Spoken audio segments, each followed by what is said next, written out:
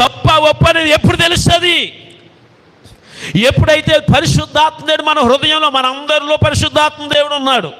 కొంతమంది అనుకుంటారు కొంతమందిలోనే పరిశుద్ధాత్మ దేవుడు ఉన్నాడు అనుకుంటారు. తెల్లని బట్టలు వేసుకుని స్టేజ్ మీద కూర్చున్న పెద్దయ్య గారిలోనే పరిశుద్ధాత్మ దేవుడు ఉన్నాడు.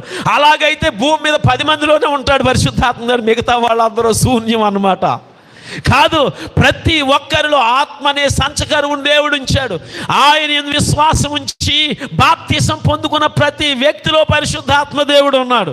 ఆ లోపట ఉండి ఏం చేస్తాడంటే తప్పొప్పుల వివేచన మనకి కలిగించి చేసే తప్పు అని వాక్యం ద్వారా చూపిస్తాడు. ఆయన వాక్యం ద్వారా మనతో మాట్లాడతాడు. అందుచేతే దర్శనాల కంటే, ప్రవచనాల కంటే ఎక్కువగా దేవుని వాక్యం మీద మనం ఆధారపడాలని ఎందుకు బోధిస్తూ ఉన్నామంటే, ఇక్కడ అవన్నీ మనల్ని రాంగ్ రూట్లోకి నడిపించవచ్చు.